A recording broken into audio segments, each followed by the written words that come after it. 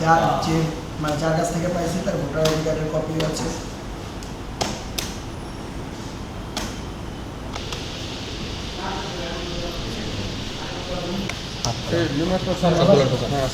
কিন্তু অন্য কিছু হয়ে যাবে না না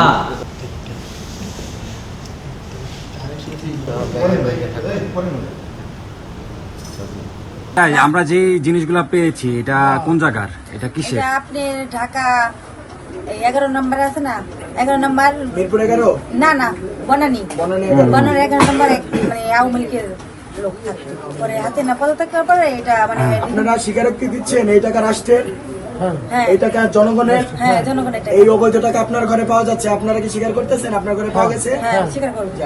আপনারা দেখলেন যে আমাদের গাজীপুর জেলার বৈষম্য বিরোধী ছাত্র সমাজের যারা এই আন্দোলনের সাথে যুক্ত ছিল তারা আজকে অভূতপূর্ব একটা কাজ করেছে।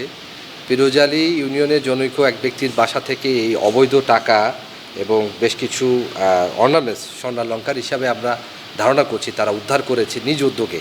তারা গোপন সংবাদের খবর পেয়ে এই দুর্নীতিমুক্ত সমাজ তৈরিতে তারা যে অংশগ্রহণ করছে এই তার একটা প্রমাণ, এবং এই অভিযান বা এই ধরনের কার্যক্রম তারা চলমান রাখুক, সমাজের সমস্ত দুর্নীতি অপসংস্কৃতি তাদের হাত দিয়ে মুছে যাক এবং নতুন একটি রাষ্ট্র তৈরি হোক, এটা আমাদের প্রত্যাশা।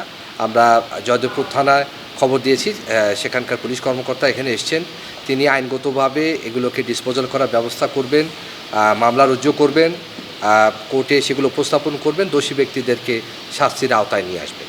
এবং এই ধরনের বিষয়ে যেখানে আমরা দেখব আমরা আইনগত ব্যবস্থা নেব। এবং ছাত্রদের প্রতি ধন্যবাদ এবং কৃতজ্ঞতা, তারা এই ধরনের কাজ আমাদের চালিয়ে যাক যাতে আমরা একটা দুর্নীতিমুক্ত সমাজ গঠন করতে পারি, আমরা একটা সুস্থ সুন্দর সমাজে যেন বসবাস করতে পারি। ওনারা ওখানে কীভাবে কি একটা সংবাদের ভিত্তিতে যাওয়ার পরে কি হয়েছে প্রথম দিক থেকে হয়তো জানি না, রাত 10টায় আমাকে ফোন দিল এই ঘটনা।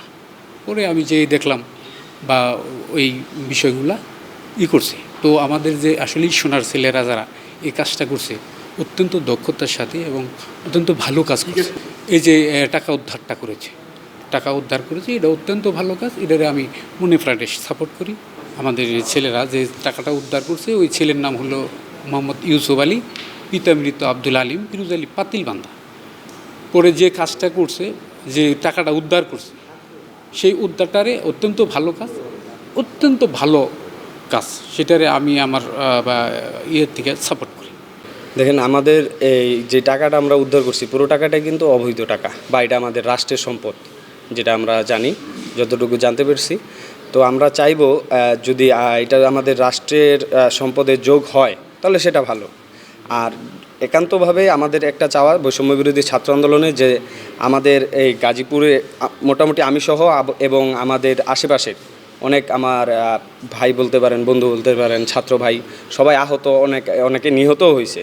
তো আমাদের দাবি থাকবে জেলা প্রশাসকের কাছে, যেটা আমরা তুলে ধরবো যে আমাদের যারা অসুস্থ আছে বা যারা আহত হয়েছে বা যারা নিহত হয়েছে এই টাকাটা যেন তাদের কাজে লাগে বা তাদের দেওয়া হয় এই টাকাটা।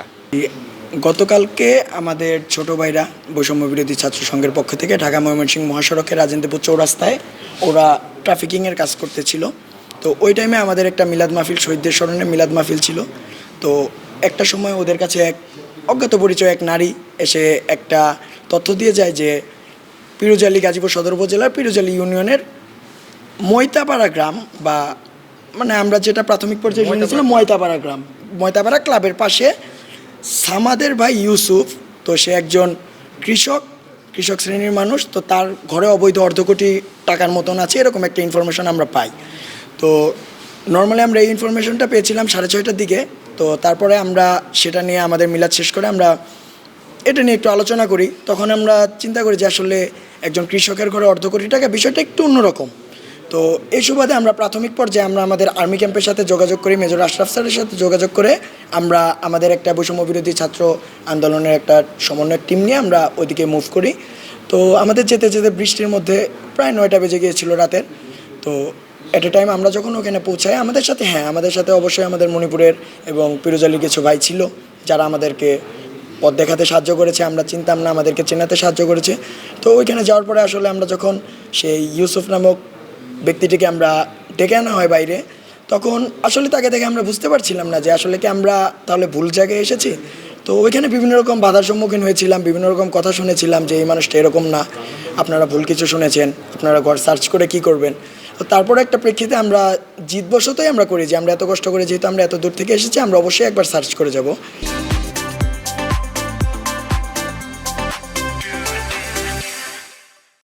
তো ওই পর্যায়ে আমরা যখন ঘরে সার্চ শুরু করি, তো তার তথ্য মতে ছিল যে তার একটি জমি বেচার 2 লক্ষ বা 3 লক্ষ টাকা তার ঘরে উপস্থিত ছিল।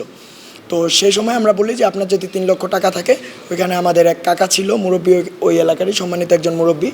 তো আমরা তখন সেই কাকার সাথে বলি যে কাকা, তার সেই 3 লক্ষ টাকা আপনারা আলাদা করে নিয়ে নেন, তারপরে আমরা ছাত্র যারা আছি আমরা একবার তার ঘরটা সার্চ করবো, আপনারাও আমাদের সাথে থাকবেন। তো ওই পর্যায়ে আমরা যখন ঢুকে আমরা তাদেরকে খুব ভালোভাবে জিজ্ঞাসা করেছিলাম যে আপনাদের কাছে যদি অনৈতিক বা অবৈধ কিছু থাকে আমাদেরকে দিয়ে দেন। তো তখন ওনারা বলছে যে না ভাই, আমাদের কাছে সেরকম কিছু নেই। তো প্রথম পর্যায়ে আমাদের যে ইনফরমেশন ছিল, আমরা এতটুকু ইনফরমেশন পেয়েছিলাম যে খাটের নিচে টাকা রাখা। তো আল্লাহর রহমতে আমরা যখন প্রথমেই খাটের নিচে হাত দিই, তখন আমরা একটা ওয়াইফাই রাউটারের বক্স খুঁজে পাই। তো অ্যাপ্রক্সিমেটলি ওখানে 5 লক্ষ টাকার মতন ছিল, আমরা যেটা প্রাথমিক পর্যায়ে পেয়েছি। তারপরে আমরা একটি তোষক উল্টিয়ে তোষকের মাঝখানে আমরা প্রায় 2টা বা 3টা বান্ডিল পেলাম, আর একটা জায়গা থেকে প্রায় 1.5 লক্ষ টাকার মতন আমরা পেলাম।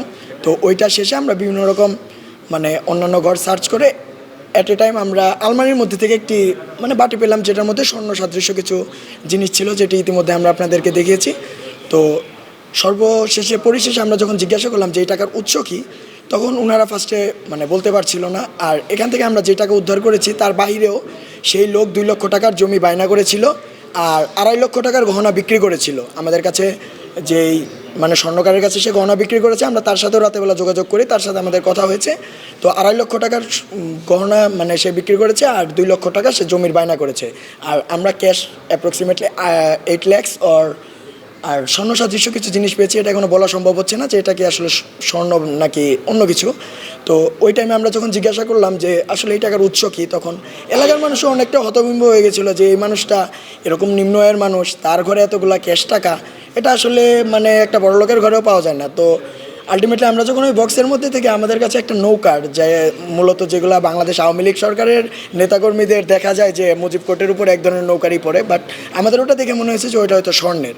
তখন আমরা ধারণা করতে পারলাম যে অবশ্য এই টাকাটা তাহলে অবৈধ টাকা। তখন আমরা যখন জিজ্ঞাসা করলাম, তখন এক পর্যায়ে গিয়ে ইউসুফের স্ত্রী উনি স্বীকার করলো যে হ্যাঁ, এই টাকাগুলো গণভবন থেকে এসেছে। তো আমরা যখন উৎস জানতে চাইলাম যে এই টাকাগুলো গণভবন থেকে পিরোজালি আসার মাধ্যমটা কি, তখন সে জানালো যে তার বাবা নাকি বনানী 11 নম্বরে বাংলাদেশ আওয়ামী লীগের পলিটিক্সের সাথে জড়িত। তো তার বাবার হাত ধরে এই টাকাগুলো এবং এই জিনিসপাতিগুলো আমাদের পিরোজালিতে ঢুকেছে।